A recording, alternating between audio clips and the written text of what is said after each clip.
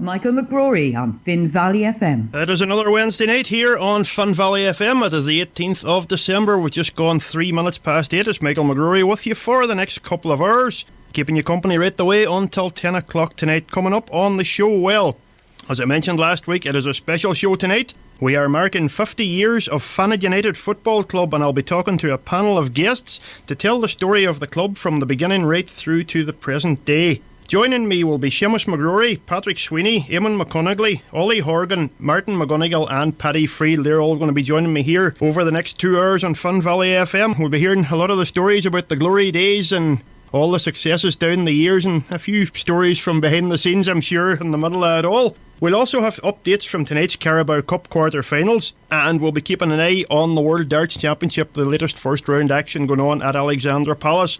As is always the case, I would love to hear from you. There are a number of ways you can get in touch with me here on Finn Valley FM, and indeed if you have any Fanad United memories, I would love to hear them tonight. 086 3257 900 for your texts and your WhatsApps. If you're outside the Republic of Ireland, it is 00353 86 3257 900.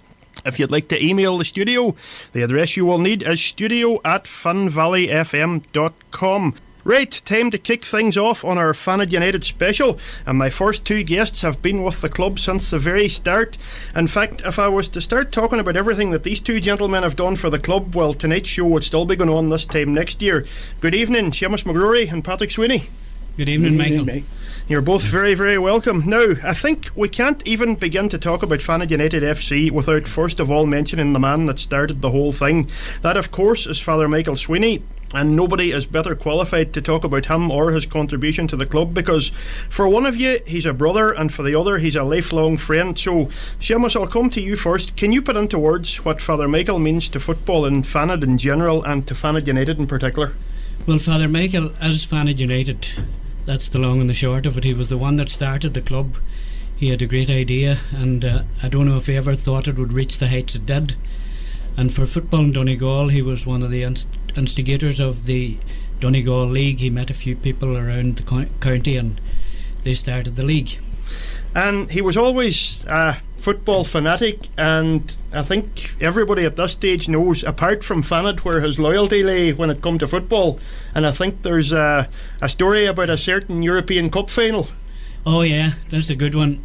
He was not all that long ordained at the time, and it was very strict for priests.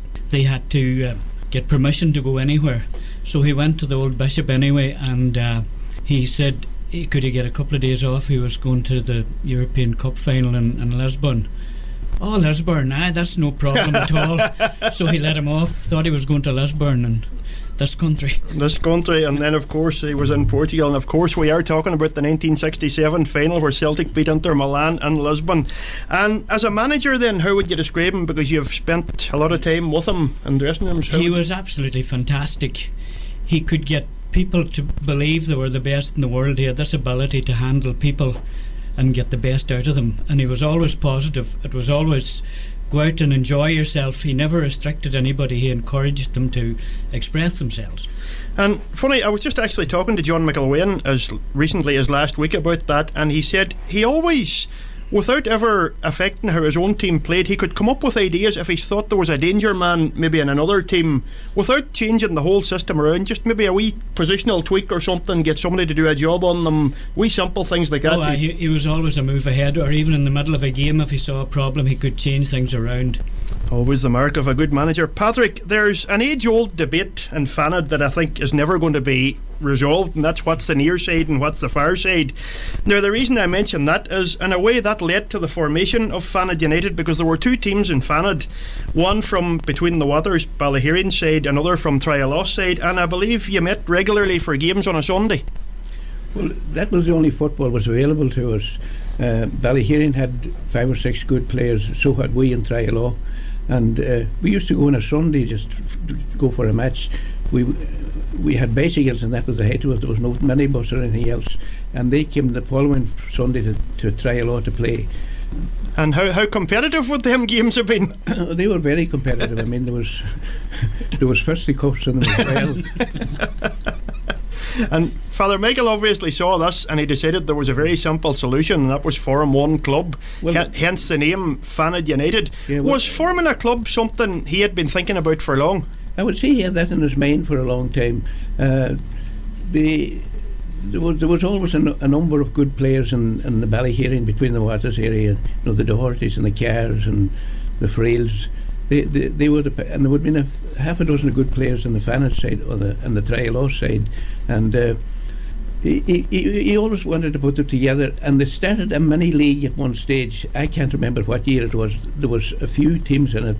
It was a 9-a-side, and I remember Fanad playing in the final of it against Swilly Rovers and Ballyar, and Fanad won that league. The following year, that the Donegal League started up. That was, we'll get to that just in a wee minute, but just going back to the formation of Fanad at the minute. Now, we see all these pictures and videos of dressing rooms, and they're pretty much like hotels nowadays. Players pretty much nearly have their own wardrobe. It was very different back in them days, and I think the first dressing rooms was a particular mode of transport.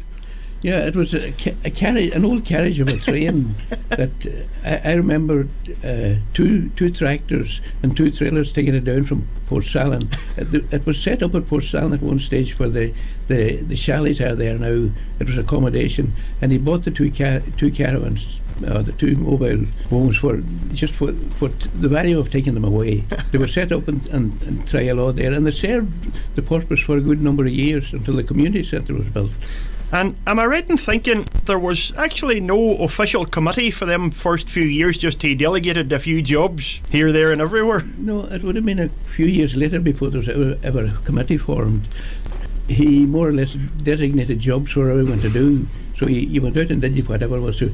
I remember the first Donegal League season. That stage there was a team from Kerrygarth in it. There was a team from Castle, I can't remember now the name of it. There were in it, quite a number of teams like that sort of have faded since then. But Glenree would have been the follower of the Kerrygarth side. But I remember sitting down in the kitchen at home with him, making out the fixture list. There was no computer. There was no. Here you go. There was no way of doing it apart from taking one after the other and putting them in a certain place. So I suppose he had you roped onto it from the very start. Well, I got stuck in it from the very beginning anyway. Now, we'll get to the Donegal League again, as Patrick mentioned, 1971 in a wee minute, but I suppose the other thing after the club's formed dressing rooms is a playing kit.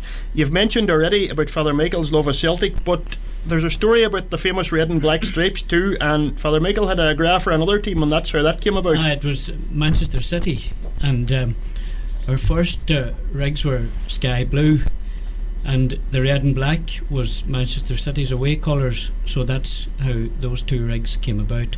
And to this day our away kit is sky blue. Well, all I'll say is it's a very good job that City wore red and black in them days, because you imagine some of them kits that are going now, we could have been wearing pink and orange or yellow and purple or something. It could have been, at least there were red and black stripes that day. Now, Patrick mentioned the Donegal League starting.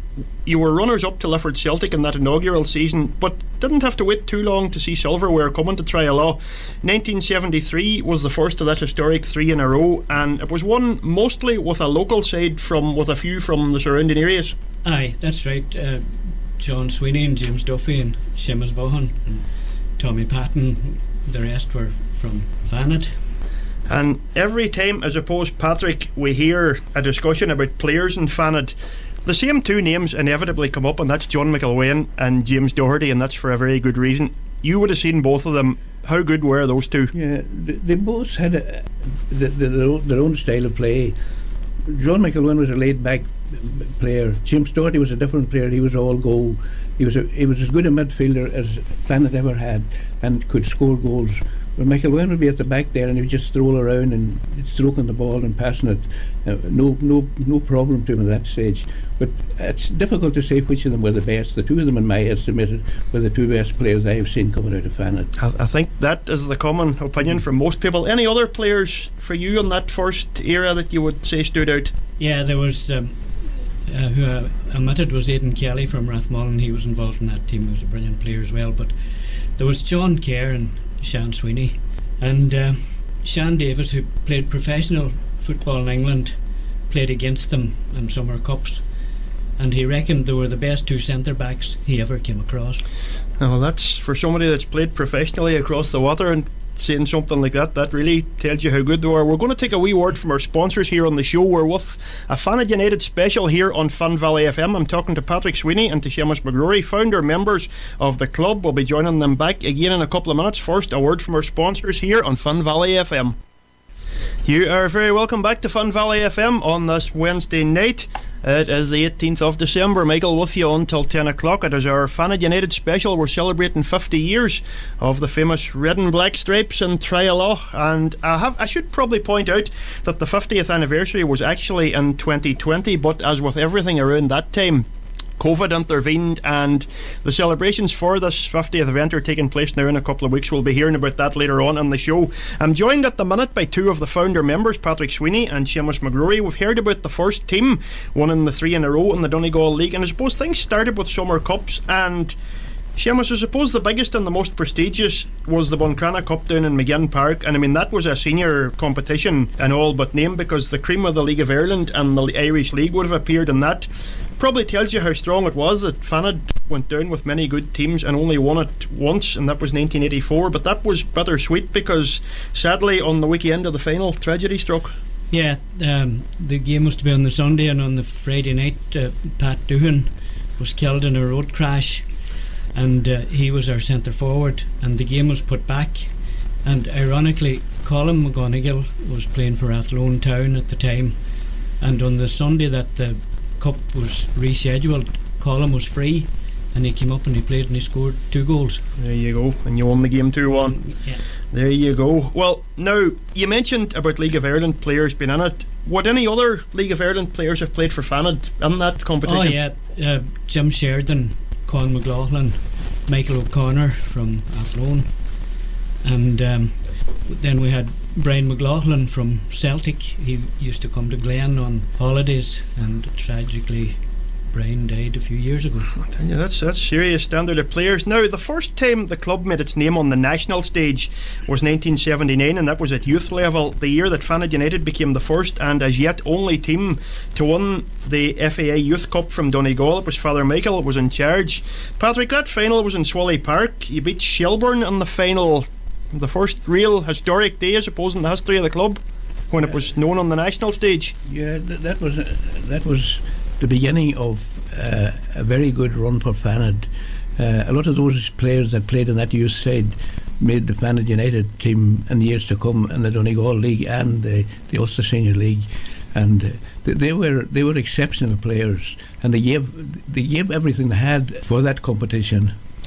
And of course the two of you have been synonymous with youth football over the years, and particularly the golden period was at the end of the 1990s. I was privileged to play in that team, and I've often said it was the best team ever I played in, because we had runs to the last 16 and to the semi-finals of the FAI Youth Cup. We took a few big scalps along the way, including Sligo Rovers and Monaghan United, but I think, Patrick, the biggest scalp of the lot was the day we beat Bohemians in Dalymount Park. Yeah, that was a fantastic result. We had a limited number of players. There were no such thing as 3 and 4 and 5 substitute then. We had 11 players plus 2 more, and that was it. And those 13, 14 players won that day, and should have gone on to won that competition, but due to circumstances beyond our control, we lost that match in Limerick to a side that eventually won the competition. Probably one that got away. Yeah. Now, the ironic thing about that day in Dalymount is that we won the game. It was 10 years from the Intermediate Cup final. We won the game by 1-0, scored the goal in the last minute of extra time, and at the very same end of the ground where Kenny Harkin had scored the winner in the Intermediate Cup final 10 years before it. So that was nearly had to be written in the stars, I would say. That was a coincidence, just that Fanad had played that day in Dalymount. Now, Seamus, the club has always been about winning trophies. That team was very much about winning trophies. As a one-off game, though, would that also be the standout day for you? It would be, definitely. But there was many others. Like, we were the first team to win the treble in Donegal, and we had an all-local side with a couple of fellas from up the road, and that team were brilliant.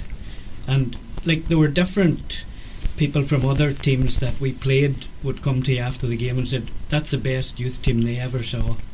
Well, I know I would certainly, as I said already, it was the best team ever I played in, and I think you know, the fact that it was pretty much a local side and that we were the first team to do it, you know, it's something I'll always be very proud of. There was a lot of success at different levels during that period. Obviously the senior team were still the dominant force. We had been doing well at the youth level, but yourself and Patrick were also in charge of the under-16 team that won the North West League and subsequently went on then to win the youth league again. They won the under-16 the year that the under-18s won the youth league, and then two years later then they won the Donegal youth league. And then, you know, there was that time the ladies team was pretty famous as well. They were, I know you were involved yourself with them. I was indeed. I actually took over from James McBride, and he had been very successful. He had won 3 of the first 5 leagues that year. The league was actually, I found, very strong in those years because there was a very good Letterkenny Rovers and up and coming Kilmacrennan team, and it was close that year between the 3 of us, but in the end it came down to a winner take all showdown between ourselves and Kilmacrennan. Now, we've talked about drama earlier on, and I think that night there was up there with anything because, you know, a big crowd in a close game, a missed penalty, there was yellow cards, there was words exchanged on and off the field, but we ended up, we won it 2-1, and then we beat Letterkenny in the cup final the following week. Got to the intermediate cup final against a team from Clare. It was played in Castlebar. Not a great game from what I remember, right, but we were still a goal up with 10 minutes to go. They equalised, it went to penalties, and well, it didn't go our way on the day, as that's the way penalty shootouts can be. But I suppose another highlight from that team I have to mention is that 2 of our players that year, later on that year, Maz Sweeney and Marie Gallagher, received international recognition. And I remember being down at a game in United Park in Drogheda, and a very, very proud day I thought it was for the club to have 2 of our players capped for Ireland. Yeah, it's not every time that happens, and they were 2 brilliant players. They were worthy of their caps. And now, before I let both of you go, a couple of more things we have to mention. We've mentioned a few games already. Patrick, would there be any more games for you that would have stood out over the years, probably from the first team? Yeah, there were a lot of games that you can recall, but the one game I recall, it wasn't the Donegal League, it was Sports in Cranford. Mm-hmm. Sports in Cranford was held on the 29th of June every year, and the previous Sunday teams turned up and they played it down to a semi-final level. We had a fairly young side in it, and we eventually got through to the final, but the arrangement was Rathmullen were playing in Buncrana, and they would, if they were back in time, they were going to play in the final. And I recall them, there was 3-4 clergymen on that team. There was Eddie Deeney was in goals. The 3 defenders were Father Michael, Teddy Blaney and Willie McMenamin, and the forwards were Father Dan Doherty, Harry Blaney and Eddie McLaughlin. And the opposition was from McGrory, and they had 3 international players with them. There was Paddy Creer and McCole and McLaughlin. They had all played international level, and they beat them. I can't remember what the score was. I think it was 3-1 or something like that. There you go. It stands out in my. It was the most exciting football ever match I was ever at, because they were going to walk in and won the thing, but we were lucky enough that the boys turned up from Buncrana. Maybe a bit of divine intervention there too. And for yourself, any other standout games that? There's a few. One in particular in the Intermediate Cup that started it all in Culdaff. We were losing by 3 goals. We were losing 4-1 with 15 minutes to go, and we ended up winning 5-4, which took us on to play Dalkey then, and on to Galway United. That's what started it. Now again, we'll be talking to Eamon McConigley in a wee while about that glory era then from 88 to 85. Yep, go ahead. It was a Boxing Day in Trialaw against Buncrana Hearts. I thought it was the best football I ever seen. It was absolutely brilliant. From that same era. It was. Now, I can't finish without mentioning the supporters who have travelled the length and breadth of the country over the years. Patrick, going back so many years, bus loads would go from Fanad, people from Fanad living down the country, people with connections to Fanad, whether the game was Dublin, Cork, Waterford, wherever, they always seemed to turn up. Yeah, any time the team ever went to Dublin, the first person you'd ever see it was the late James McCrae, and most people would know him as he was a returned Yankee living in Dublin, and he was Eamon McConigley would tell you stories about him because he put him up a few nights when he landed back from Dublin. Would these stories be safe to put out on a radio now? I think it would be safe enough.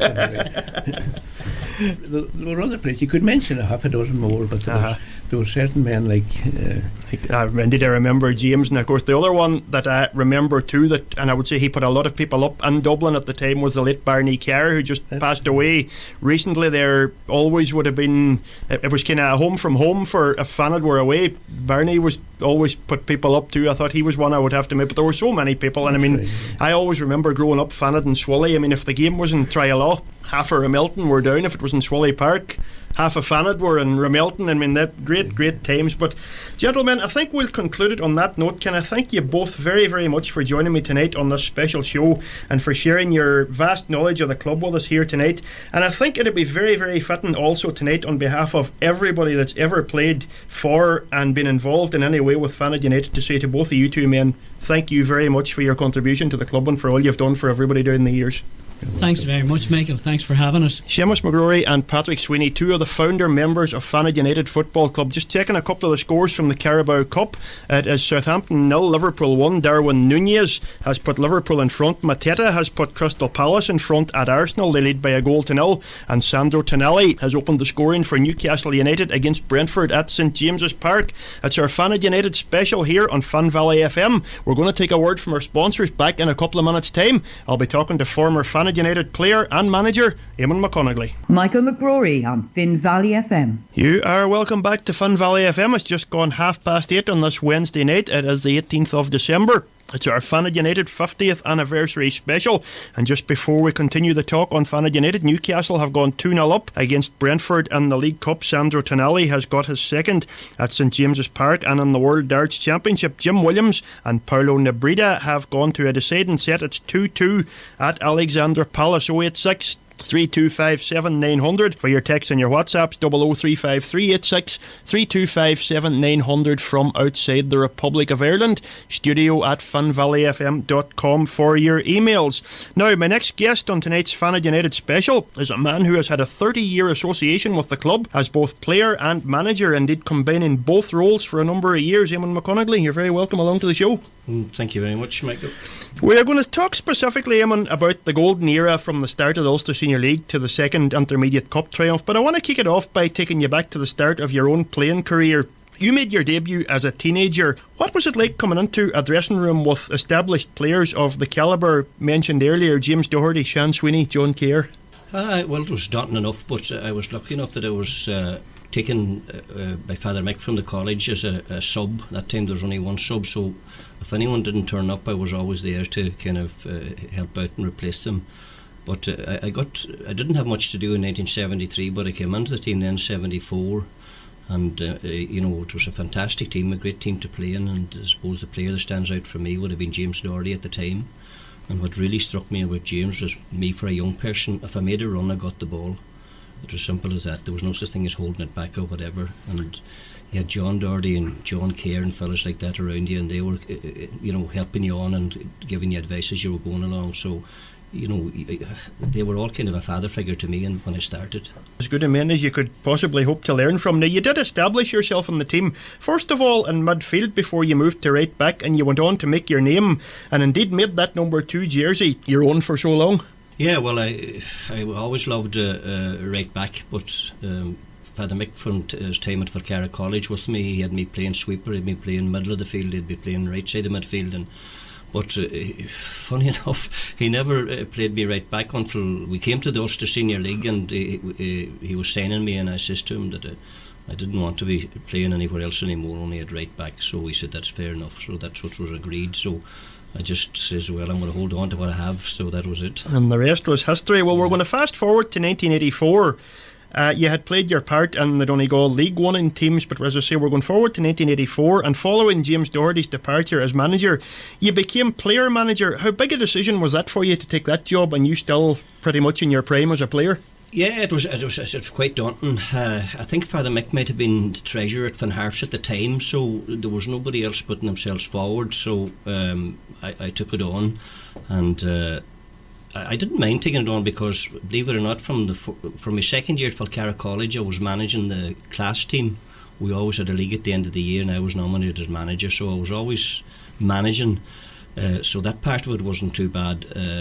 Again, it was just about getting the team out, and everybody that team was used to playing football and playing in their position, so you hadn't much instructing to do other than just get the team out and get them going. And to be honest with you, it was very, very daunting at the time, but I was kind of glad when it was over, to be honest with you. And then, going from just being a player to all of a sudden combining both roles, and I'm sure maybe you're just one of the boys playing.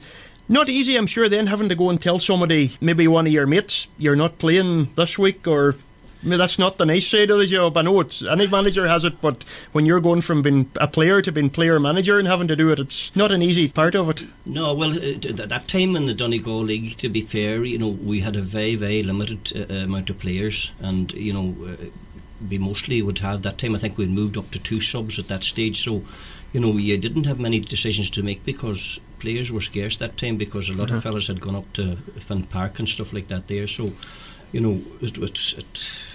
I just took it on and got on with it, and I was lucky enough, I suppose nobody ever turned on me, but I was happy enough to do it. Now, 1986 was a pivotal year, not just for Fanad United, but for football in these parts in general. You had the formation of the Ulster Senior League. That was the best teams from both the Donegal and Inishowen leagues making the move to the new intermediate grade. Probably a logical step in that it bridged the gap between junior football and the League of Ireland. Yeah, you would have to say that it bridged the gap between senior football and junior football, and the intermediate was very, very strong that time. But the reason it was so strong because so many teams were interested in it, and so many clubs wanted to progress because they had players to progress. But if there was one mistake was made that time, and I'm not pointing to anybody, but I think the mistake was made that it was 2 different organisations to run it. I think if they had to stay with the one organisation to run it, it probably would have ended up better, because it left so many disagreements for the next period. But definitely the Ulster Senior League had to be started, and it went ahead, and it helped football in Donegal to no end. And Fanad, of course, found their members, and in another tweak to the managerial setup, you mentioned Father Michael had been at Harps. He returned then as general manager at the club. How important was it for you to have him back on board, particularly with the club now and operating at a higher level? Well, I mean, there was no doubt about it. He was the manager, he was the general manager, he was everything else, and nobody would have any arguments about that. And as I said, I was just so relieved that I was getting not too much pressure on me. So he came in and he did a fantastic job, and the results are there to see. And I suppose he knew everything about football, he knew everything about Fanad, and he had a good relationship with players that he could bring in. So it just was the ideal man for the job. And you won that inaugural Ulster Senior League in 1987. That, in a way, was the beginning of what was to become the greatest season in the club's history in 1987-88. But by virtue of that triumph in 87, the club were invited into the following season's League Cup, which meant you were going to start the season in a group with Sligo Rovers, Derry City and Finn Harps, and that kicked off the season. Before it began, did you look at it as a good pre-season test ahead of the league and the crack at the Intermediate Cup, or was there a feeling we could do something big here? I don't think so. It was a decision was made at the Ulster Senior League level, the committee, and I think Seamus was the man that said that we should try, and whoever won the Ulster Senior League, to get them into that Irish League Cup, and that's what we did. And we just started off. We were so thrilled to be in it, and we started off and we had a fantastic run in it. As you know yourself, we beat all the top sides: Derry, Sligo, Harps, Galway United, and then took Shamrock Rovers to put us out. But not alone for that season, but for the rest of the Ulster Senior League, it meant that if you won the Ulster Senior League, you were a step ahead, because your pre-season started earlier and you were fitter than a lot of teams by the time the Ulster Senior League started. So, that helped us in no small way when we were playing in the Ulster Senior League. And obviously your fitness had to be at that higher level, meeting them teams. Now, it started off Sligo Rovers and Triala. Didn't take long to make your mark. Johnny Kelly scored in the first minute, then Sean Ferry, Kenny Harkin, 2 more. Beating them 3-0 was the dream start, and I would say raised a few eyebrows. But up next was a trip to the Brandywell and to the Lions Den, and I'm pretty sure the general consensus around the country was, well, Derry will put these upstarts in their place. What was the mood like going to the Brandywell that day? Well, I mean, it was fantastic for us because, I mean, Derry weren't too long back at the Brandywell because of the troubles in there, and they had a fantastic following. I'm nearly sure, as I remember, there was at least 7,000 people at the match. So it was, when you were out there, it was a cauldron, and you played above yourself, and you were playing Derry City, and there were so many people behind you, but so many people against you as well. But you know, it was a great day, and we got a fantastic result, a well-deserved result, as a matter of fact. And you know, to me, it would have been one of the highlights of you know, a Fanad career, really. Just going back to the final whistle at that game, of course, you won the game 3-2. You came from behind twice. Johnny Kelly again with the late winner. Could you believe at the final whistle what you'd just done? You'd gone and beaten Derry City in the Brandywell. Well, funny enough, it was great. But the funny thing about the team that time there, we were all we all believed in ourselves, and you know, everybody was looking to go back just and have a few pints and get back to training the next night. You know, we didn't, you know, okay, it was Robbie, it was great to have and everything else, but the type of player we had was that they just wanted the next game, and you know, that's the way it went on. I'm not saying that we weren't happy. As a matter of fact, we celebrated quite well. But you know, that's the way we looked at games. As a matter of fact, if the one thing about that great Fanad team was that if anyone came into the dressing room and said there was some great player playing for the opposition, well, there was 11 of us couldn't wait to get out to get at him. You know, that was our attitude, and I think that's what helped us all along. And for you personally, I've spoken to different people that were at that game, and I was at it myself, and people have watched that game over the years. Would that be one of your personal highlights that day? And so many people have commented on the job you did on Owen de Gama that day. For you personally, would that be one of your best games? Yeah, well, again, it's like everything else. It was a great game for me personally, and the other thing about it, as I said, that was the attitude of us. We, you know, the more somebody put a player up on a pedestal, the more we wanted to get at him. And just de Gama, he was a very, very talented player, but he didn't like the odd hard tackle or that stuff either. But you know, I managed to keep him at bay anyway, so like, it was a great experience, there's no doubt about it. And you beat Harps then 1-0, you beat Galway in the quarter final. That was a rematch from the FAA Cup the previous season. That game was played in Swilly Park. It was in Trial this time. How big a difference do you feel that made, having it in your home ground? Yeah, well, there was momentum going, and like, there's one thing I would like to say here.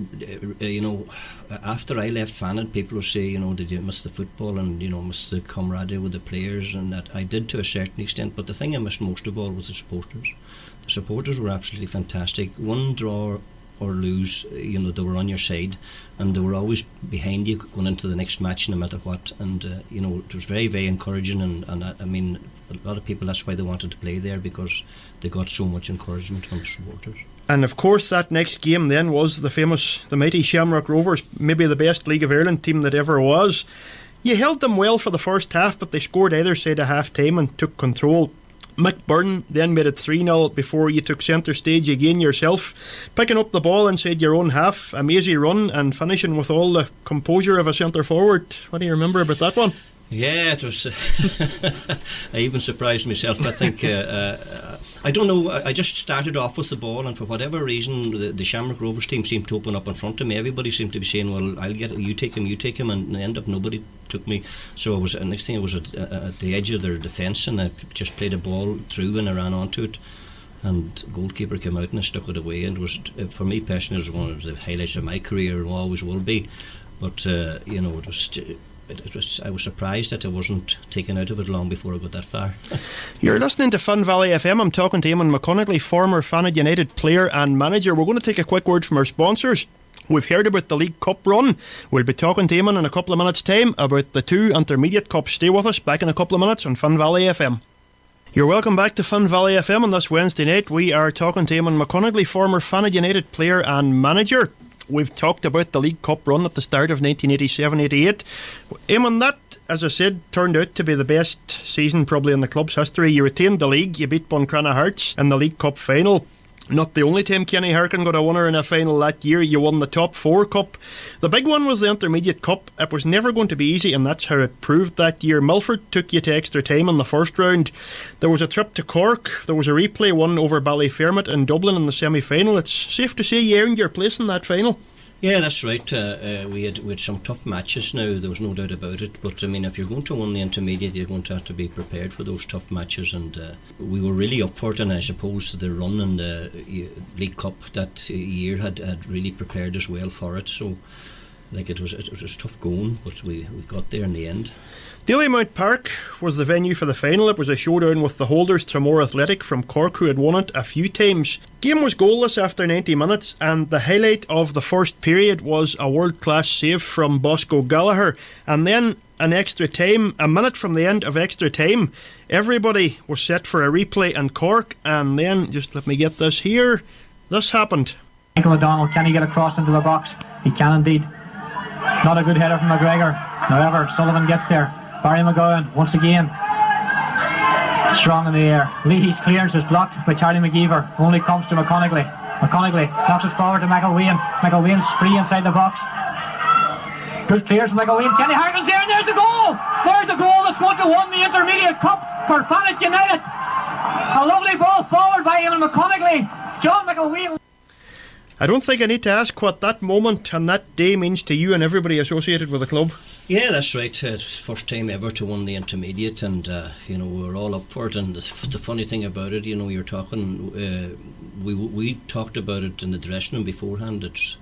We were hoping that definitely wouldn't be a replay because Father Michael was heading off to Africa to see his sister, and he wouldn't be around if there was a replay. And we were desperate to try and get a result on the day, but we never dreamed it would happen the way it did. But I mean, it was a great goal by Kenny Harkin, but I think in all fairness we deserved the result the way we played. I think the Cork team rode their luck a lot, but it was nice to get there, and it was nice to win that cup for the first time.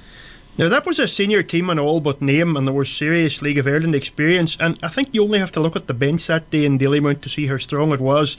The three subs, Charlie McGeever, Maurice Tolan and the late Paddy McBride, Paddy Finney, I think that says it all. Yeah, that's right. Well, I think Charlie McGeever was probably a wee bit unlucky insofar as that he had been in America, so he wasn't around for a part of it, and Maurice Tolan was in and out of the team, and he was a very, very good player as well, so I suppose if any of them had to come on, I'm not too sure now whether they did come on or not, but you always knew you had those players behind you, and they were very, very good players. But I suppose nobody will ever forget Kenny's winner, and especially his reaction. It was probably the moment of all time. Yeah, we had the giant Killeen then beating Home Farm in the FAI Cup a couple of years later, the 3-game saga with St James's Gate. But I want to take you on now to 1994-95, and you took solo charge in that season. That culminated in the second Intermediate Cup, and it probably took drama to a whole new level, and that started with a replay in Cork against a familiar opponent. That was Tramore Athletic. Went to penalties. You found yourselves 2-0 down after 2 penalties each, and then enter Damien Bradley, who saved 4 of the next 5. You went through in sudden death. He repeated the trick in the quarter-final against Glebe North in a shootout, but that was only half the story that day, because you went a goal down in the second period of extra time, you equalised in stoppage time, then went down to 10 men after a melee, won the shootout. Was there a feeling after that day maybe our name could be on this? Yeah, well, sure. Those games are always tight. Anything could happen, and you always kept going. And I suppose our little bit of experience at the time kept us going as well. And it was a great result to get. I suppose the thing that stands out most for me was I was down in Cork, and I think we were going on to the 8th penalty. And I was trying to figure out, because I was player manager, and I was frozen, to be honest with you, because it was a wild bad day too, and I was about to tell Brendan Gillespie to go up to take the penalty, and someone says to me, you better not, because there's a man up taking it. And I says, who's up taking it? He says, Barry Devlin. And Barry was a wild card or whatever. Next thing, Barry went up and took the penalty and missed it, and I was nearly going to go up to kill him anyway, but the next thing, Damien Bradley saved again, so I says to Brendan Gillespie, you go now, and the next thing Brendan went up and put it in the top corner. So it was funny the way things happened, but that's what I remember most about that cup there. But it was a great victory down there. You mentioned about the experience on that side, but in the semi-final that also went to replay against Bluebell. It was your youngest player that opened the scoring and had a starring role that day. Paddy McGrinahan was making a name for himself that season, and we all know what Paddy went on to achieve in the game. Yeah, Paddy was a fantastic player. As a matter of fact, I think it was that year too. He probably went over for trials with Celtic, and maybe the reason he didn't do so well is because I played him against McGonigle before he went over, and I think he got a bit of an ankle injury, so that didn't help the situation. But no, Paddy had a fantastic season, and that's why he stood out, and that's why the Hearts were really ready for him, and he had a fantastic season, and he's a fantastic midfielder, and he showed that in the League of Ireland as well. So he was a big addition that team. Now that led to another final. Cork opposition again. It was College Corinthians, played in Terryland Park. This time 1-0 again. Very different circumstances this time. Paul McGowan scored early on. An injury in the second half led to about 10 minutes of stoppage time, but what I remember that day was John McElwain and Davy Deary were outstanding at the back, and you held on, and it was the second intermediate cup.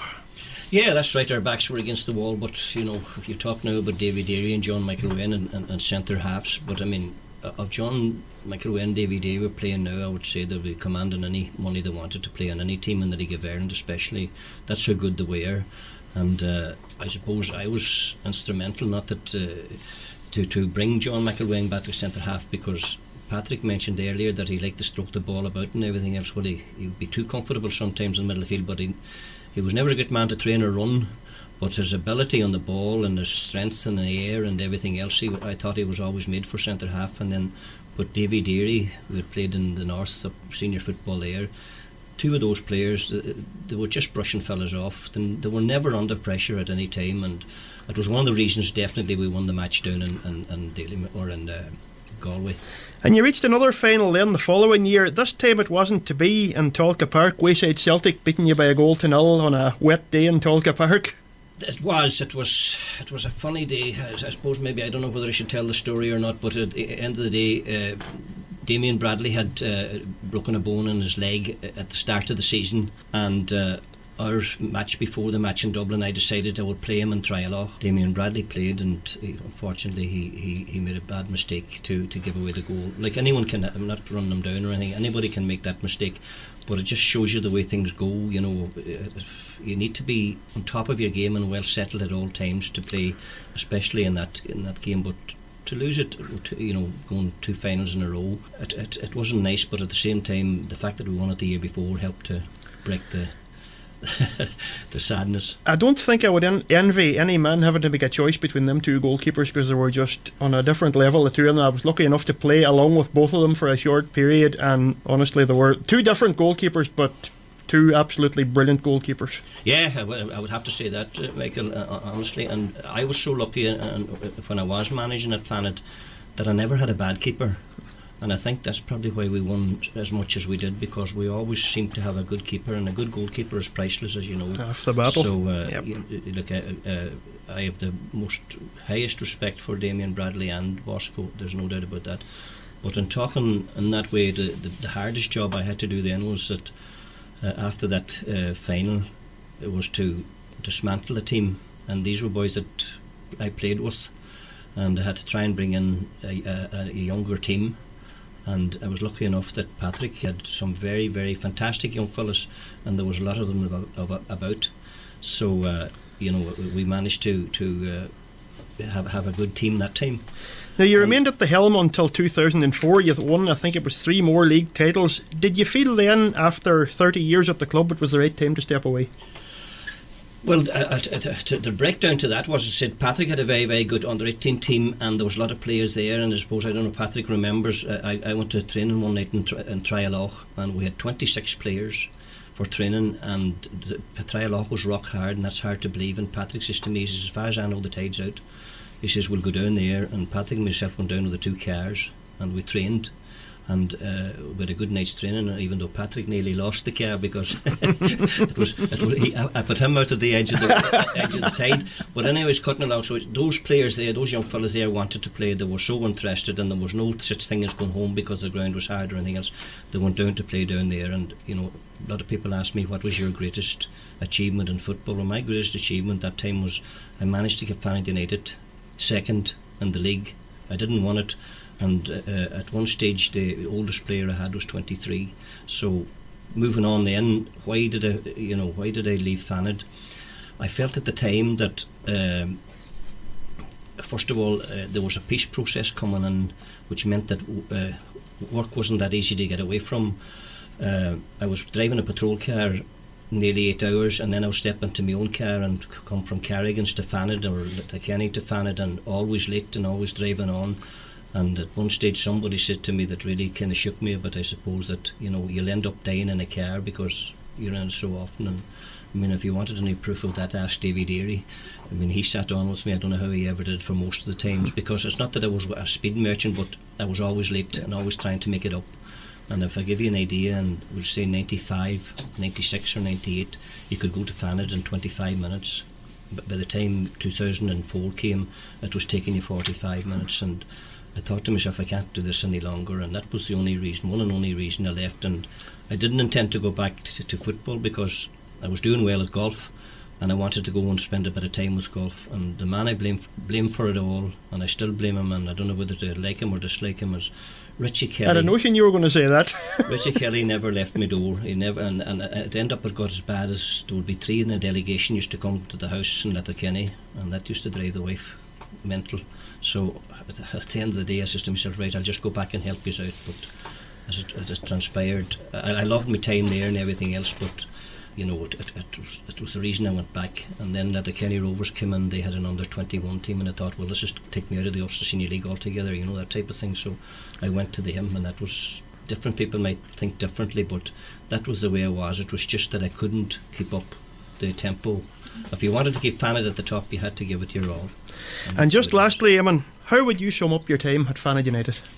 Well, if sum up my time as the best time I've ever had in football. Made some of the greatest friends, and I would like to say this, I know Patrick's here tonight, and Father Mick there. I'm so sad that he can't be here with us, but Father Mick was very, very helpful. But Patrick, in my time as manager, I would be bouncing balls of him, and any information that came back from him was always 100%, and I would like to thank him here for that. And don't let anybody ever think that it was an easy job to do, to leave Fanad United. It wasn't, but it's just that I was beat, I was run out. So it's the greatest time ever I had. That's the only way I can describe it. Well, I don't think anybody can ever question your dedication. 30 years, Eamon, as player and manager, won the lot and played pretty much, if you missed a handful of games in that time. Eamon, you've been one of the most successful players and managers in the history, not just of the Ulster Senior League, but in Donegal, and I want to thank you very much for taking the time to come and talk to us on this Fanad United special tonight. Eamon McConigley, thank you very much. Thank you, Michael. Eamon McConigley, former Fanad United player and manager. You're listening to Fun Valley FM. It's Michael with you. We're almost at half time on the show, so a wee bit earlier than we normally do it, we're going to take a look at the weekend sport. And Shamrock Rovers are through to the knockout stages of the UEFA Conference League. Stephen Bradley's side make the trip to London to take on Chelsea at Stamford Bridge tomorrow evening. A win for Rovers would guarantee them a top 8 finish and automatic qualification for the last 16. Anything less, they'll most likely face a playoff. After their Premier Sports Cup won last weekend, Celtic return to Scottish Premiership action this week. The reigning champions are away to Dundee United in Sunday's early kick-off. Before that, on Saturday, second-placed Aberdeen host Hibernian, while Rangers are at home to Dundee. After successive draws, Premier League leaders Liverpool will look to get back to winning ways when they go to Tottenham on Sunday. Arne Slot's side are 2 points clear at the top of the table with a game in hand. Chelsea are up to second after 5 straight wins in the league. They go to Everton, also on Sunday. Elsewhere, Fulham face Southampton, Manchester United take on Bournemouth, and it's Leicester City against Wolves. On Saturday, Arsenal are away to Crystal Palace. 4th placed Nottingham Forest go to Brentford. Ipswich Town play Newcastle United, and West Ham host Brighton. Aston Villa and Manchester City get the weekend's action underway in Saturday's lunchtime kick-off. Following the European action over the last 2 weekends, the United Rugby Championship returns with 2 inter-provincial derbies. First up on Friday night, Ulster face Munster at Ravenhill, and that is followed by Leinster's meeting with Connacht on Saturday evening. Boxing, and Alexander Usyk and Tyson Fury meet in their much-anticipated rematch for 3 of the world heavyweight titles on Saturday night. Usyk beat the Gypsy King in the first fight earlier this year. And lastly, the opening 2 rounds of the World Darts Championship continue at Alexandra Palace over the weekend. 2023 World Champion Michael Smith gets his campaign underway tomorrow evening. Michael Van Gerwen starts his bid for a fourth world title on Friday evening. Before that, it's Limerick against Tipperary as William O'Connor faces Dylan Slevin for the right to face Dimitri Vandenberg in round 2. On Saturday night, favourite Luke Littler will be in action, as will five-time champion Raymond van Barneveld, who opens his campaign against either Nick Kenny or Stowe Bunce. A clash with defending champion Luke Humphreys, the prize for the winner. The night 2015 and 2016 winner Gary Anderson will begin his quest for a third Sidwood Ale trophy. That is all from the sports desk for the moment. Stay tuned, because coming up on our Fanad United 50th anniversary show, I'll be talking to another former manager, Ollie Horgan. Michael McGrory on Finn Valley FM. You are welcome back to our Fanad United 50th anniversary special here on Fun Valley FM. Now, we've just talked to Eamon McConigley about his time in charge of the club. And in 2004, when Eamon stepped down, Ollie Horgan took over as manager. So in a way, history is repeating itself here on the show tonight, because Ollie joins me now. Ollie, a very good evening. How are you doing? Good, Michael. Good to hear from you. And you too, Ollie. It's 20 years since you were appointed Fanad United manager, but also, like Eamon, your association with the club began long before that. So how did a young lad from Galway end up playing with Fanad United? It's probably a long story, Michael. I know it's been mentioned a couple of times. Basically, way back in 1989, I was playing with Salton Devon. There was a Fanad man that you know well, Art Friel, who was a guard in Galway and was very involved with Salton Devon. And in September that year, I got a job in St. Junan's College on the Monday morning, and by Thursday evening, Art had recommended me to Father Mick, and I ended up going on the Thursday evening to Gweedore to the Patuan Memorial Cup, and probably from there, I never looked back. And I'm not quite sure what hour of the night I got back out of there at, but that was my first introduction to it, Michael, and there was something but brilliant memories from there on. Now, you were part of that successful era that we talked to Eamon about in the 1990s. Unfortunately, an injury somewhat curtailed your playing career, but you did play your part in some of the great days in Trialaw. You were voted the club's Player of the Year. You were part of League One sides. You were a member of the Intermediate Cup squad in 95. There was the epic three-game saga with St James's Gate. Plenty memorable occasions in the club's history. Yeah, funny you should mention the St James's Gate one back in, was that 92? Yep. I think it's only in hindsight that I remember James's Gate went on the bit man in the quarter final, and they lost in a replay to Bowes, who won the cup that year. So the gap between non-league and league was much narrower than obviously with the change to summer football, if you like, broadened the gap. But just when you mention it there, it's only years later you look back and, while we had plenty of chances to put St James's Gate away, we didn't. And what could have happened after that, God only knows, although probably that day is gone for a non-league side, although only time will tell that, Michael. Now, you had success in management with St Eunan's College, but then in 2004, your former club came calling when the manager's job came up. Was it something you had to give a lot of consideration to, or did you jump at the chance to take the job? I was always stuck in the middle of coaching, be it at school or even outside it to a degree in different sports, Michael. And obviously, you were kind of surprised and a bit chuffed that Fanad would come calling, and it wasn't about me in any manner. I always wanted to challenge myself, and there was no bigger challenge than going to Fanad and try and keep the success that Eamon had prior to you. And look, it was a plain sailing at the start. No, it certainly wasn't. Remember, you were involved, Michael, yourself in the first year. I think we won with a relatively new side. We won a Knockalla Cup and a League Cup, would I be right? Yeah, that's right. The very first, that's right. I think it was the following year, and might stand corrected, where we had the 7 games to catch up, and Kildrum was probably a great memory of, certainly from my time as manager. Cullen was with me, and I think we'd 7 games in lieu because we'd a run to the intermediate semi-final. Avondale bet us, who went on and won it, and John actually in Galway here. John Caulfield would have been managing them at the time, and I think the 7 games that we had were probably underestimated. I know a lot of teams felt that we went to be played in June against sides that hadn't trained, but by God, when you went to Convoy and had a full side, or we went to Drumkeen, and I think to Big Paul McCauley missed a sitter from a from a corner kick with a minute to go to draw 3-3, but we got over it. And then obviously in Ballyar, when we bet Kildrum after extra time with Marty scoring the 2 goals. So they were good memories. They were all good memories, Michael. Nothing but togetherness and nothing but, helping each other out, both staff and players, and obviously, Patrick and Nora and Moira and Eamon and the Sweeneys, and Father Mick, who always kept an eye on things, even though he'd gone from the management side of it. Now, 2 of your early signings on that side we had were 2 lads that are still playing a very big part at the club. You mentioned it was a relatively new side, but you signed Darren and Paul Nash. How important was it to get 2 players of that calibre on board right away when you were starting off with a new team? Well, I think what they've done both on and off the pitch, I think Paul has been there ever since, and Darren is back there again.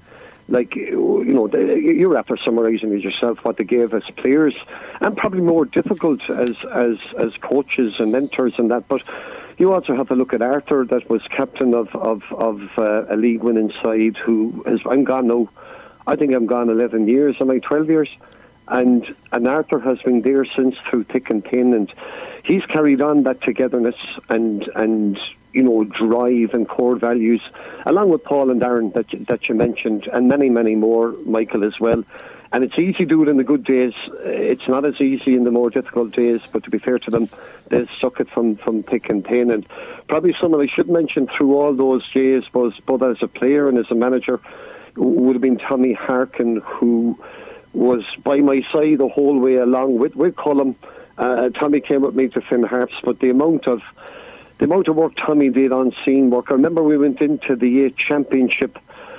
What year was that, Michael? 2010? 10-11, I think it was around that time. I think it was 10-11 yeah, on that day. We were in the under-19 league for a few years previous with a brand new side, and Tommy, what he carted up and down from Letterkenny and surrounding areas and picked up players non-stop was a testimony to what the club was. And as I say, and I said it for the second time here, just people are in it for the right reasons. It wasn't corrupted as it might be to a degree in the League of Ireland, and there was nobody in it for anything but togetherness and to try and achieve something that for themselves and for the club, and I think they did that. Now, you mentioned that year we got to the Intermediate Cup semi-final. We were beaten 1-0 by Avondale. As you mentioned, the man that you're working alongside now, John Caulfield, was their manager. Yeah. And included in that lineup were past and future Cork City players Noel Hartigan, who I think actually might have got the winner that day, and Mark O'Sullivan. They were a very strong side. They probably dominated that scene for a few years. But did you feel that was one that got away for us? Yeah. We it was a corner kick that That's right. was a flick on that Hartigan got around the back that we were aware of him. We knew Hartigan, we knew Mark O'Sullivan, but we had decent players too. Paddy McGonigle was playing with us at intermediate level. He was still a League of Ireland player, and it was a narrow game, narrow margins, and Avondale went on to win it that year and the following 2 years. So there's a little bit of that in your head, what might have been, but to be fair, we stuck at it. We got to, I think, a couple of quarterfinals, another semi-final after it, but we could never get over the line, and it just showed the success of the 2 intermediate wins previous. And I'm right in saying that our Fanad United Donegal side had won that. Still the only team to have won it. Fanad are still there. So they lost the final way back, didn't they? Way back. They did indeed. Tramore, I think it was Tramore Athletic. Yeah. Before Fanad beat them. There were strong sides in Eamon's time.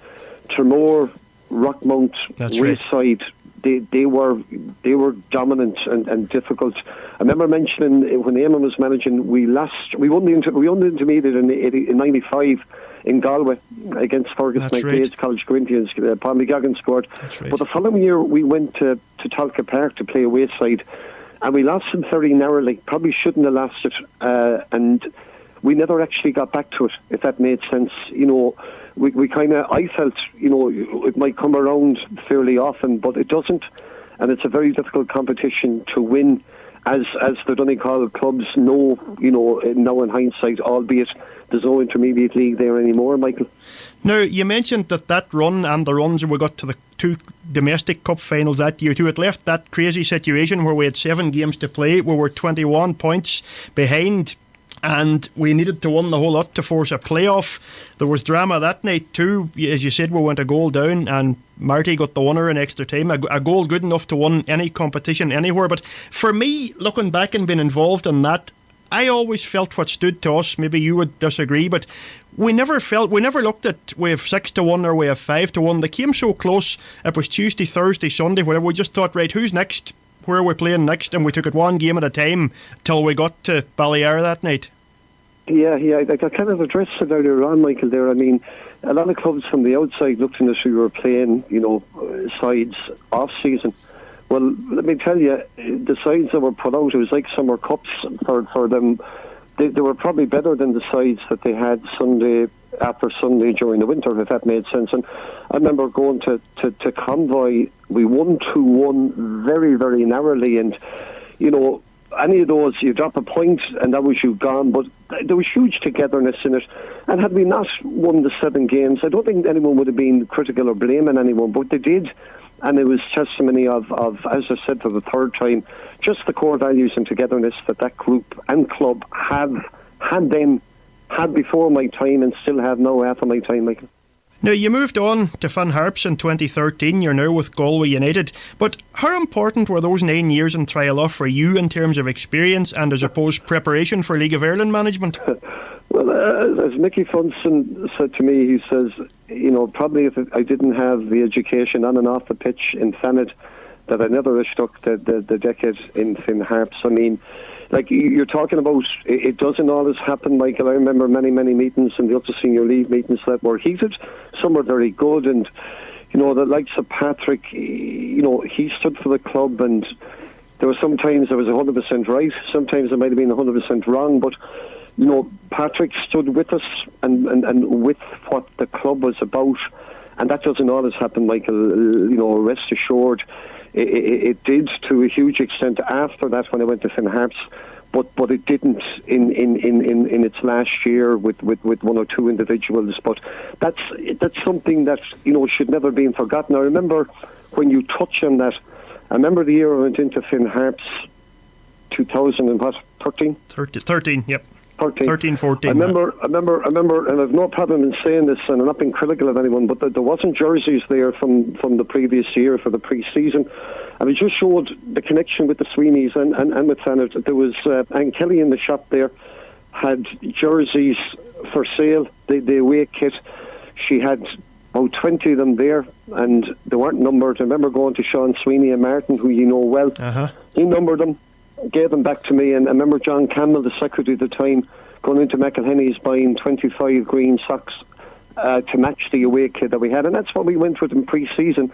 And that's not a criticism of anyone or anything, but it wasn't a bed of roses that I went into, in any manner. But the question you asked, in the League of Ireland, fighting your corner, in particularly in the role with Finn Harps, who weren't maybe respected by the powers to be what they should have been. Slightly different in Galway on the basis that there might be a little bit of more power, but the experience, what I learned in standing by your core values would have been based, as Mickey Funson said to me, in what I had picked up as a player, and probably in particular as a manager down in Fanad. Now, I want to just touch quickly on Galway before we move to finish it off back with Fanad. Your first season back just gone by there, a 5th place finish for a newly promoted team. You were only 4 points off the table, top of the table, with 3 or 4 games to go. You were right in the mix for it. Probably the most dramatic season the League of Ireland has ever seen, especially with a finish. Overall, were you happy with your first season back in the top flight? Of course, the 5th position, finish in that league is a serious finish. You said we were points off Europe. We didn't win any of our last 4 games. We drew 3 of them and lost the other. So you don't deserve to get into Europe if you can't kick on at the end of the season. But I just felt that the league was wide open for not so much us, but for nobody seemed to want to win it, until, to be fair to Shelburne, they got their act together in the last couple of weeks. But I think that the biggest side of Galway here would have been, the crowds are back, the supporters are back. I remember watching Galway play about 4 years ago. They were playing Bray, and Finn Harps were playing Bray in the Cup the following weekend. I went to Terryland, and I'd say there was about 450 people at it. That's not that long ago. And, the crowds are back to 4,500 there for nearly all of the season. But we need to be competing to keep that there, as I know from my time in Finn Harps, Michael. But certainly the town is, and the surrounding areas are back supporting them. But we need to give them something to bite into next year again. And it's easier said than done. First year up is always, a novelty and huge endeavour. Second year up, some people can take their foot off the pedal. That I know better than anyone, but hopefully that won't happen here, Michael, to put it that way to you. Well, they always say football fans are the most fickle, and I think what you've just told us there probably proves that. But now I've just wanted one last question now before and taking you back to your own time in charge at Fanad. Indeed, I remember it well myself, but all the years I remember in the dressing room, you always, a lot of the time, would reference one game in particular, and it was probably a benchmark game. You often said it's a level that you wanted us to reach again. It was a 5-1 win over Letterkenny Rovers in the Intermediate Cup. Would that still be the standard game for you, and are there any others that you remember from your time in Trial? Yes, Michael, there's a lot of games, a lot of games since. That's way back you're talking about, is it? It was right at the start, because I always remember you always said that's the level we want to get to. That I think that was just the day everything clicked. Yeah, that was a game in Fanad. I think, there was an awful lot of battles with Letterkenny, with Kildrum, and then in the later years with Cockhill. That was a game I think where probably everyone went our way, and I think Letterkenny had won the league the previous year. Do I stand corrected in that? I think you're right. I can't remember myself. I think the intermediate semi-final against Rockmount, although my years, I'm not trying to belittle that game in any manner, but there's been a lot of games, since a lot of miles in the clock in it. But yes, I do remember that Sunday in Fanad, and we went on, and I think that's the year we bet Dublin Bus in a replay. Would I be right, Michael? You're asking me. I can't. As you said yourself, there's so many games. It was probably something, with a new group, half of Eamon's side and half of a new side, that they got a feel for it. And it's no different to now. I was speaking to Arthur a few weeks ago. To stay in the Junior Cup over Christmas with the win in Athlone for Fanad is huge. For us to stay in the intermediate over Christmas was brilliant. It gave you focus. It gave you, the full attendance at training, and it's great to see the Fanad are still in the Junior Cup and with not a bad draw from chatting to Paul Nash in the next round of it. Well, that's exactly it, and as you say, it was always something to look forward to after Christmas. You thought, right, the big one's coming up in Dublin or Cork or wherever after that. Well, Ollie, we were going to leave it there, and I want to thank you very, very much for taking the time to join us here on our Fanad United 50th anniversary season, and thank you for your contribution down there, and I wish you and Galway United all the best for the 2025 season. Michael, thanks a million. Great to talk to you. Thanks very much, Ollie. We'll see you soon. All the best. Bye, Michael. Bye. That is former Fanad United and Finn Harps manager Ollie Horgan and current Galway United assistant manager in a great season that Galway have had, just gone past, finishing in 5th place in the League of Ireland Premier Division as a newly promoted side. Ollie Horgan, we had Eamon McConigley before that. We had Seamus McGrory and Patrick Sweeney at the start, and we're going to have Paddy Friel and Martin McGonigle in a few minutes' time. I just want to give you a few results from the Carabao Cup. Arsenal have beaten Crystal Palace by 3-2. Newcastle United are 3-0 up on Brentford, and Liverpool lead Southampton by 2-1. You're listening to Fun Valley FM. We are entering the last half hour of our Fanad United 50th anniversary special here on this Wednesday night. 086 325 7900 for your texts and your WhatsApps. We have a couple in here. Says, excellent work, Michael, well done. Well, it's not me. I think tonight I have to give the credit to the guests here tonight. Having great guests makes the show a lot easier, and we've had great guests so far, and we have more to come. Great show, Michael. Listening here in Letterkenny, Conny Sus and Oberynta, Gora Mila Maihagut. I have to say now, it's easy enough for me talking about Fanad United tonight after all the years. But anyway, we're going to take a wee word from our sponsors, and when we come back, we'll be moving to the present day, and we'll be talking to current chairman Martin McGonigle and PRO Paddy Friel here on Fun Valley FM. Text or WhatsApp Michael on 086 3257 900 or email studio@finvalleyfm.com. We are marking 50 years of Fanad United Football Club here on the show tonight. We've already heard from Seamus McGrory, Patrick Sweeney, Eamon McConigley and Ollie Horgan. So that takes us right up to the most recent chapter in the club's illustrious history. And I am joined now by current chairman Martin McGonigle and PRO Paddy Friel. A very good evening, gentlemen. Good to have the two of you here. Thanks, Michael. Now, we've spoken to Ollie Horgan, who just said that he left the club in 2013 to take the Finn Harps job. He was replaced by Michael Deeney, who took charge for a year before the current incumbent Arthur Lynch was appointed. Martin, so far tonight we've talked about unprecedented levels of success over 4 decades. If the 1980s and the 1990s were the golden era, I think it's fair to say the 2010s maybe were the low point. Did things maybe just go a bit stale? Well, I think, Michael, it's one of the inevitabilities of all sport, irrespective of what sport you're involved in. You have periods of success and periods of failure and periods where things become mediocre. And we were just in a transition period due to a number of factors. The Ulster Senior League had changed to the summer football, which was a drastic change, especially in the small rural areas. The demographic effect was pretty stark. And we had a sort of transition team. You had young players who were sort of inexperienced and who were potentially very good players, but they lacked experience. Also, the sheer physicality of the game. And after a number of games, we found ourselves, despite very good performances, and it certainly wasn't due to any lack of support from the backroom team, we just weren't sort of at the races for a while.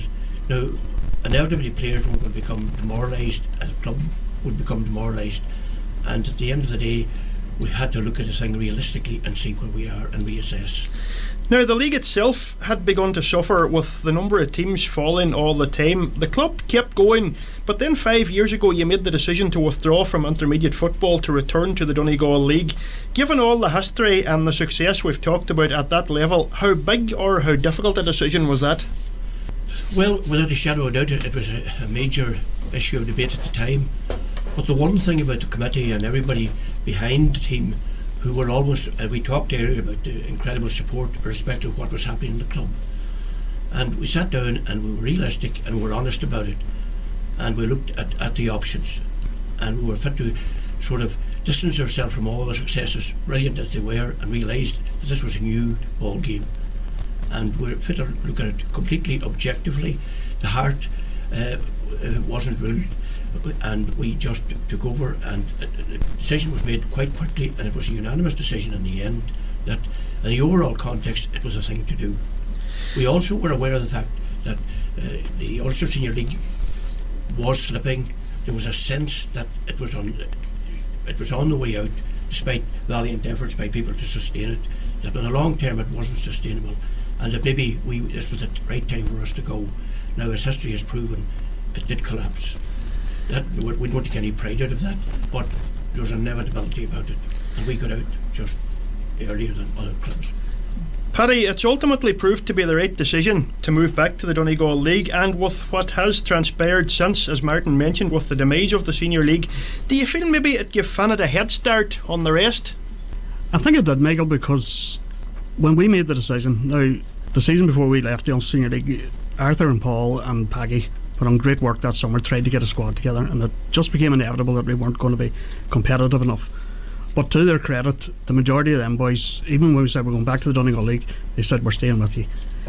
And the likes of, just not naming anyone really or singling anyone out, but the likes of Eddie O'Reilly, Keelan McElwain, Decky McGarvey, Oisin Langan, Paddy McGinley, and it gave us a real good solid base to start.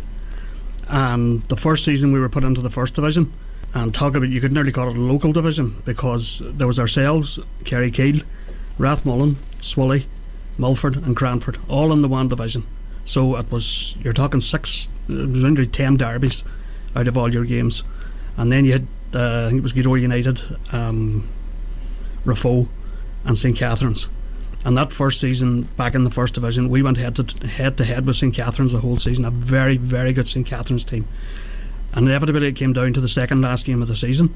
We travelled down to Emerald Park, and we were 2 points ahead of them. And it was simple: if we won the league.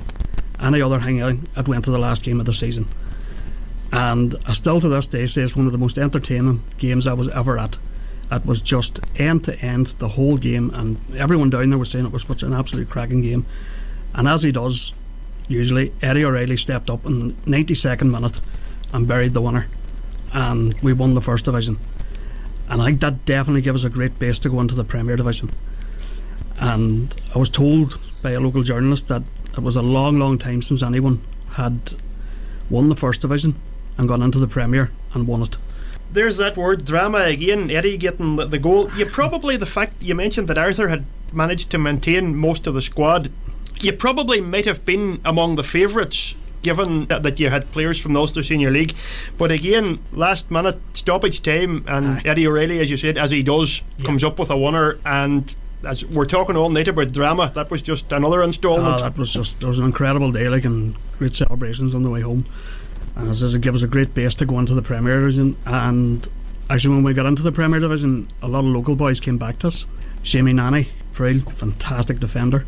Darren McElwain, Paddy Carr. And I think that season as well, we signed a very, very good player. It was Owen Logue.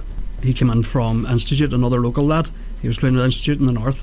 And he came in, and that gave us a great base for the second season in the Premier Division. Now that, as you said, got the club back in. Success has followed in the 2 seasons since that. 2023 saw the League 1 at the first attempt, then retained last season, both with 3 games to spare. Martin, could you have predicted such a scenario so quick? Definitely not, even though the players inherited that great confidence and never say die attitude. And as we mentioned there a minute ago, some of the games won in the last minutes, which was the classical Fanad display over the years. And that self-belief. They were a 90-minute team, extra time team if needs be, and they were never beaten.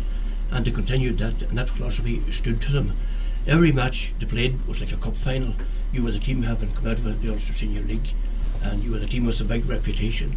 Most clubs had made their season if they took points off you, and I suppose in a way it also encouraged us to make sure nobody did. But were no easy games, and it's a massive achievement, and I would say, we're still very much in contention this season. Well, credit obviously has to go to Arthur Lynch and Paul Nash primarily, both fierce competitors as players, now a successful partnership in the dugout. You'd have to say it's just reward for their efforts and their hard work, not only now in successful times, but through those difficult years when the club were at a lower ebb than they are now. Well, absolutely. Like, the commitment of the backroom team is second to none, and I would like to clarify the fact also that not only do they do the backroom stuff, preparing the team, they're also involved in everything that happens within the club, and that could be putting up lights to clean out the dugouts or anything. There is no limit to the work they put in, but their commitment, and that's what it's all about. It's commitment and loyalty, and the results can follow. Paddy, the league form recently has probably been a wee bit patchy, but you're still well in the title race, and as well as that, we've seen a welcome return to the national stage, a very good comeback won away to St John's Athletic in Roscommon in the Junior Cup 3 weeks ago, a home tie against Harding FC from Dublin to look forward to now in the last 32 next month. Yeah, we've actually only played 5 league games so far, Michael, because of all the cups we were in. We got to the second round of the Ulster Junior Cup. We're on, as you said, we're into the last 32 of the Junior Cup, and we have lost the last 2 league games, which is, it happens. We didn't play that bad in both games, but look, we just went down to Bonaghy and Letterkenny, so good luck to them. But we're still well in it, like, and I suppose we still have 13 games left to play, like, so we're getting a few boys back from injury too that have missed the last 7 or 8 weeks there. And I think once we get them back, we'll be in good shape. The squad's very, very strong as it is, like, because I have to say one thing that we brought in last season, Michael, was we managed to get a reserve team in to the Saturday League, and that has proved to be absolutely invaluable. A lot of the players that had signed for the Saturday League last season were signed with us the year before, but because the games are so competitive, Arthur wasn't able to give them games. So last year we got the team in. Now they finished about mid-table in Division 3, but when any of them boys were called on, they were ready on the Sunday. They were match fit and ready to go. So that was a huge boost for us to get that reserve team in. And when I spoke to Arthur after last season's title win, he said it had been invaluable. He told me just that, not only in providing them lads with football, but for him too, because he was often able to call upon them if he had injuries or suspensions, and indeed a few of them did really well in the first team when they got on. Absolutely. the likes of, again, I'm not the one for singling out players, but the likes of young David Lynch was getting football last year. Dylan McGlone, Darragh O'Doherty. I'd probably pick them three first of all. They were regulars in the first team squad and started plenty of games as well. Again, all young lads. David's only 17 yet. Dylan and Darragh are only 18. But whenever they were called on, they were ready to go. And I'll tell you one thing, they never let the side down any time they played. And that also gives Arthur something to think about too. If they can come in and make an impression and say, you know, I can do a job for you if you need me. They're giving him something to think about this year because they've won their first 7 league games, scoring 28 goals and only conceding 4. So he's definitely got something to think about now. And again, that team this year, I'll just go back to them. They're a very young side overall, but we've a few very good experienced players. Paul Friel, Paul was playing 20 years ago. Paul's back with us now, and he's absolutely brilliant with the young fellas. And we've got players like Conor Blaney has come in for a few games, Alan McAteer. Again, he's not old, but he's a bit more experienced, but he's brilliant to have all them young boys about. We signed young Charlie McAteer's come in from Rathmullen this year, and his wee brother Johnny, and they proved to be great additions too. So they're definitely, maybe they weren't giving them that many questions last year, but I tell you, you win your first 7 league games, they're giving them something You're to think about. You're going to be knocking on the door anyway. I'm telling you. And recently, yet another welcome return, Martin, saw women's football back in Fanad. The new 7-a-side Winter League got going last weekend, and following an open evening you had enough interest to enter 2 teams. That's something that's been missed, and I mean it's great to see so much enthusiasm for it again. Una Sweeney, Katrina O'Brien and Saria McGeever, all 3 with vast experience in charge of those teams. Oh, absolutely, and we're very fortunate to get people to manage the team, because as we all know ourselves, the massive commitment it is to manage any team, and it's an excellent progression for the club that we're now encompassing the ladies into the whole scenario, and we hope that will progress. This is a sort of a run-out trial system at the moment, and we don't know exactly how it will develop as time goes by, but it's a major boost to the club to have people in that category, there's no doubt about it. Everybody we've spoken to here on the show tonight has mentioned the work ethos, the togetherness that's always been at the heart of that club, and off the field too things seem to be going very well down there. You're the club chairman, but it's obvious there's a real togetherness there now. There's a feel good factor, whether it's selling tickets or maintenance at the ground or even making tea at half time. You know, everybody's in it together, and as much as thought of those people as are of the people that are on the field scoring goals. Oh, absolutely, Michael. Without those people in the backup, you wouldn't have a club. It's as simple as that. I mean, it's one of the major challenges nowadays is to get committees and to get volunteers in the modern society, irrespective of where you are. It's becoming so difficult to get that, and we're lucky to have maybe not a very large committee, but a very good committee, very active committee, and they're involved in all kinds of aspects. As you say, the 50-50 is a huge commitment. It's our main financial input at the moment. People looking for sponsorship all over the place, and that's not easy. It's easy talking about it, but to go out and do it, it's a different ball game. It's so competitive out there. To run the clubhouse, and we have installed the lights at the moment bulbs are being replaced, but that was a major development, completely new light system. The ballpark, to avoid the ball going out all over the place, the ball stop rather, which all these things costing a lot of money. The pitch was refurbished, a large area redone, so there's a lot happening. A perimeter wall being rebuilt, so there's a lot of work going on that we don't think about, but it's all huge commitment by a lot of people. And you know, I'm just thinking again, something, especially this time of year, you go to a game over in Trialohan, maybe not a very nice, pleasant day. Something as simple as a cup of tea at half time, you know, wee simple things like that. It's things like that make a difference. Without a shadow of doubt, people will always ask for that. And I suppose we have to realise we're in a modern world now. Things have changed, and people expect standards. And that's maybe one of the problems now, that we're spoiled with standards, and we expect standards to be so high. But those things now are essential rather than luxury at this stage. But it takes people to run them and to be there. Now, of course, the reason we are here tonight is to celebrate 50 years of the club. I did mention that was in 2020, but as it did with everything the world over, the pandemic caused havoc with everything. You have a function coming up, Paddy, at the end of the month to mark these 50 plus years now of Fanad United. Yeah, we do, Michael. Yeah, we had it all arranged, and as you said, in 2020, everything ready to go, tickets printed, tickets distributed and everything, and then of course pandemic hit and it just put paid to it, and that lasted probably 2 years really. And then it was always in the background being talked about, we're going to get this night going. And I suppose the next 2 years it was kind of hectic on the pitch because we were just back playing, Donegal League won it. And then just the end of last summer, like, I'll put a wee side note in, there's one player in particular, ex-player, kept asking me every single time I met him. I know where we're going with this. You know where I'm going. His son plays with St Catherine's, and every St Catherine's game I was at, Paul McGonigle would be asking me, when's this night on? When's this night on? And I thought, well, I brought it up at a meeting one night, maybe to shut Paul up, like, you know. Not easy done. No, not easy done, but, you know, I met Bosco at a game one night and he was asking, and I met Davy Deary another day and he was asking, was it going ahead? So just at the end of last season, we got together at a meeting just after we won the league, and we says, right, we're going to go and do it.